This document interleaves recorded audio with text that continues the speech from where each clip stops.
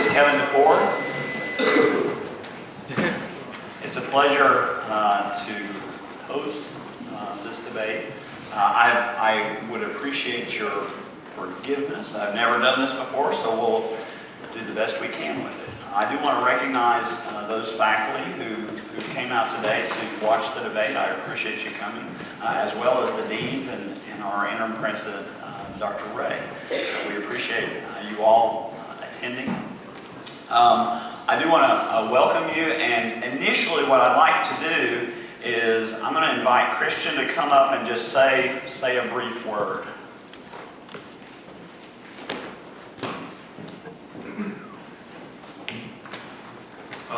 With great sadness and a heavy heart, I am announcing that Alex and I are out of the election. I'd like to thank all our supporters thus far. It has been a great experience. Thank you.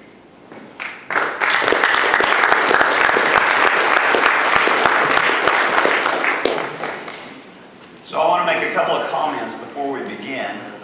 The candidates have randomly chosen a number, and so Dawn and Andrew are actually going to be going first. The general format is we're going to have a 3-minute opening, opening session, and after that opening session, then each attendee, now we're not going to be able to go through all attendees, but each attendee is at least allowed one question. So if you do have a question, then I want to invite you to go to a mic. There will be mics on this side and on this side, and I think we've got some volunteers who have the mics. So after the opening sessions, then you are invited to go to the mic and ask a question. We will randomly choose who will go. We'll alternate who addresses the question, and each of the responses are going to be restricted to 1 minute. So I will ask the candidates. I will give you a 10-second warning for you to kind of get your thoughts together and wrap up in that last 10 seconds of the minute. If needed, if there are comments that are directly related to the other party, then we will give the other party an opportunity for a 30-second rebuttal if they so desire. At the end, so as we are approaching the close of the debate, then we will also give each party a chance to give a 1-minute kind of concluding statements associated with the debate. So, if there are no questions, are there any questions? Candidates? Everybody good? If there are no questions, then we will invite Don up, and he will give our first talk. So, Don.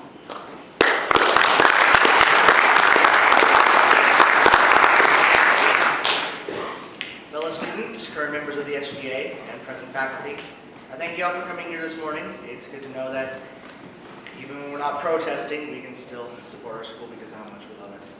I figure a lot of you really don't know me that well, so if I may, allow me a second or two to introduce myself. My name is Don McGregor. Some people call me DP.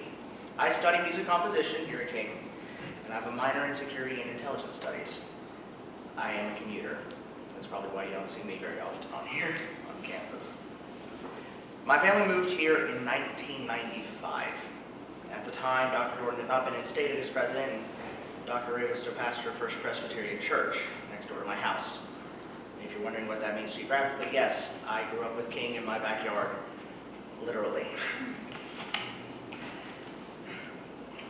I got my Eagle Scout rank in 2009.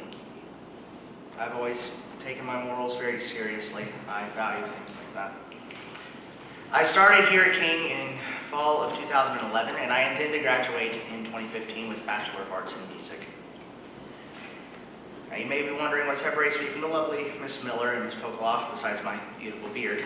I offer as a response this. Because of the time we've been here, I remember what King was like before Dr. Jordan altered the environment of the school into one of fear. In a way, that very few students can really attest to. Granted, it was still toxic to an extent even then, but there was still something present in that environment. There was a presence that came through freedom of expression and the respect of surrounding institutions. We weren't just a private school in the hills of Appalachia. We were king, and we were known. And we still are, but unfortunately, our reputation isn't quite the same, is it?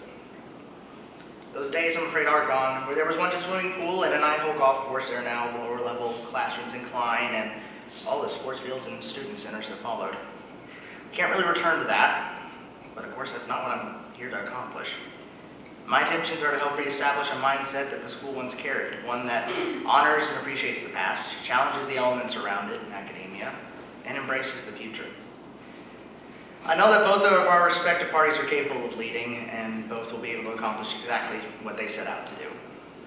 I am actually very glad to say that I like to consider my party very good friends with their party. We've been able to get along quite nicely.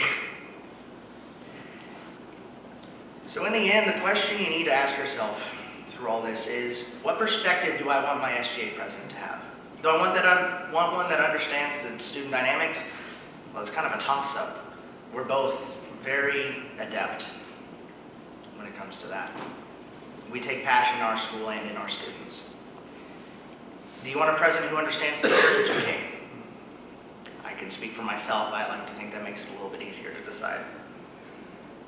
Do you want someone who pursues their change based on vision or memory? Well, again, I can speak for myself.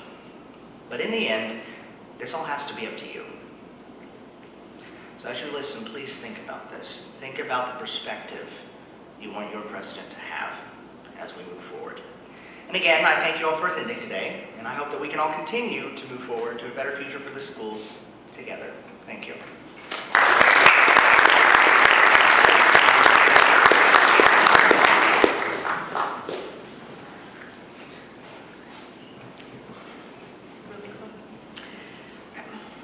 Esteemed faculty, alumni, and my fellow students, after months of protesting, praying, and direct action, we now stand like Joshua and the children of Israel in the receded waters of the Jordan, waiting to cross to the promised land. We saw the united power of a united community. We felt unfamiliar hands joined in prayer. We heard one voice in our dorms, in our classes, and around campus. We spoke, and they listened. Amid these waters of the receded Jordan, we now ask who will lead our student government. I and Bo Pogoloff are ready to lead these next steps. We are prepared to lead you. When you cast your vote for us, you cast your vote for capable leadership. We are both students of the sciences and humanities. We are involved in the Snyder's Honors Program, Alpha Phi Omega, and the Buechner Board. We have both worked outside the United States, in Israel, and in Haiti. And yes, the rumors are true, I did cut my hair just for this occasion. We are prepared and capable to lead King. Not only are we capable, but Bo and I are committed to transparency. When you cast your vote for us, you cast a vote for discontinuing dishonest actions. We will push the SGA out of dim conference rooms and into the street through posting the minutes for every meeting, hosting lively student forums, and an open door policy so wide you all can walk in at once. We want you to be actively engaged in SGA. After all, we are your capable servants, and we believe that an active, well-informed student body is the basis of good student government. We are capable, transparent, and committed to community. When you cast your vote for us, you are casting a vote for yourself, because we know what it means to be a student at King. We have been both residents and commuters. We've lived out the challenges you face on a daily basis. We will bring both into more involvement on campus. While past student administrations served this community well, we are committed to doing more. Capability, transparency, and community. For these things, you cast your vote. Let us show anger towards no one, but only love for all, sure in the faith that God is with us. Let us continue healing our great community, binding up the wounds around us, caring for each other as our own, visioning, building, and rebuilding a new student government for a new King. As Frederick Buechner wrote in Beyond Words, here is the world. Beautiful and terrible things will happen. Don't be afraid. And here's King University. Terrible things have happened, but the beautiful is near. Don't be afraid. Look us in the eyes. Ask your questions. Take our hands here in the receded waters of the Jordan. Vote for Lauren and Bo.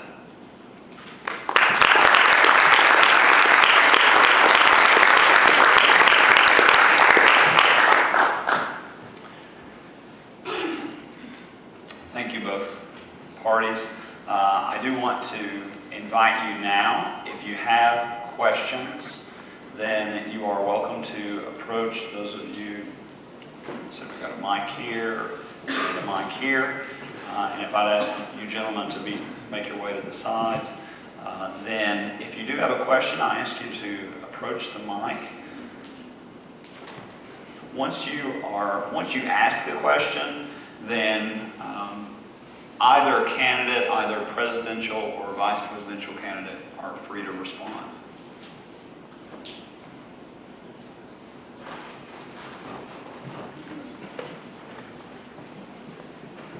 First off, hello? It's on. Okay. First off, before I ask my question, I want to clarify something just for those of you who may not be from around here. It's pronounced Appalachia.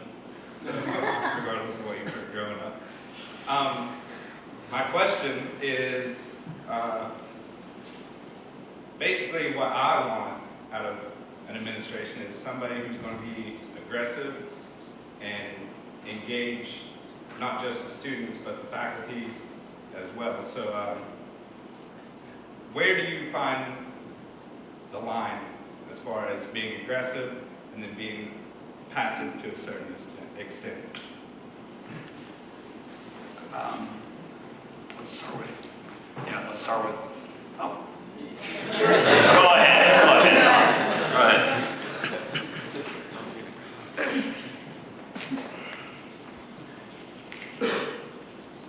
When our actions start to go towards violence, when our minds want to destroy as opposed to improve, that is the limit. We can move forward, and we can move forward with civility. I've seen it happen thus far. We had a prayer demonstration where most schools would have honest-to-God riots. I find that impressive.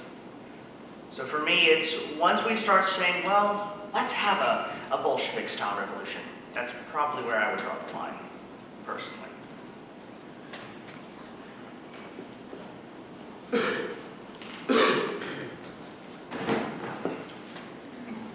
I have the honor of being very close with several members of faculty and staff on campus, as well as administration and even board of trustee members. And I'm willing to fight for the students and be as aggressive as necessary to get the point across, because this campus is for you all. We are here for you. We are your voice. And I want to make that perfectly clear that whatever you all need, that you can come to us and we will approach whoever we need to get things done. And I think that that's what we try to accomplish in our mission statement about transparency. We have nothing to hide, and we don't want to hide anything about it. So thank you.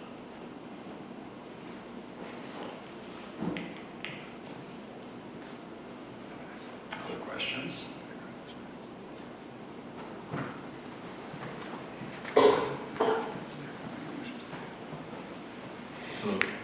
Hello. Something that kind of goes along with that, one of the buzzwords that's been going around is communication, and I'd just like to know, kind of going along with that statement, how are you practically going to improve communication from students to you, because it hasn't happened as well as it should have in the past, and then the communication from you to people who can make decisions. Can you just outline how you're going to improve that?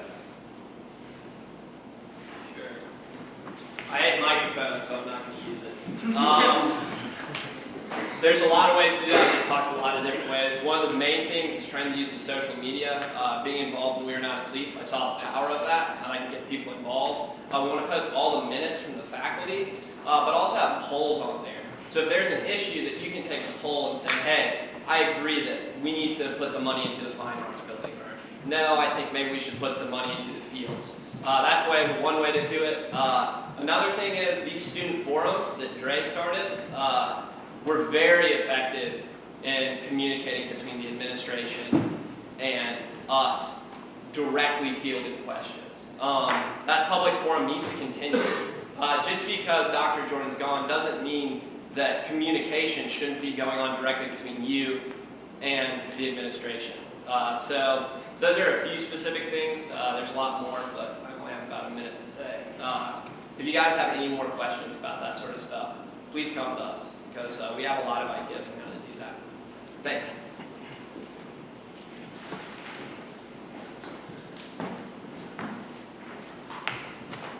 And like your question said, I can probably go with it. Communication is a big word, and that's one thing we saw in these past couple of years, that it's one thing we've lacked.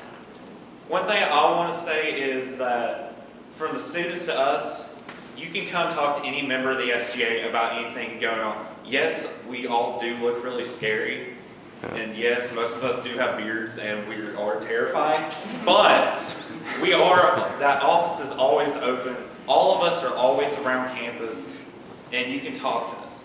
You all are also invited to the meetings on Fridays at 9:15 during this time. You can come in if you have a problem, if there's something going on and you need to ask about it, come to us. And then we will hopefully get our word to the next level and be able to get some different changes. And as one of my friends told me last night, and he said to, hopefully this will help me, and Marco.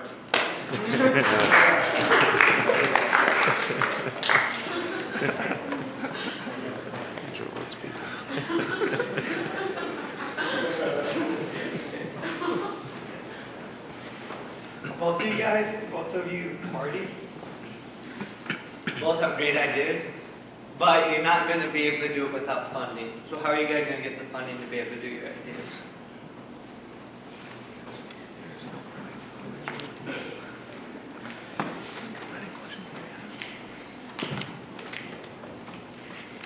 Raise awareness and have better communication with the administration.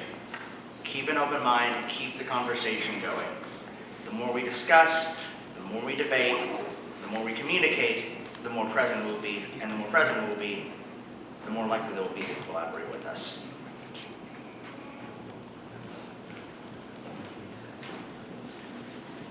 I think you all are aware of the We Are Not Asleep movement and how that kind of exploded social media and was on everyone's Facebooks.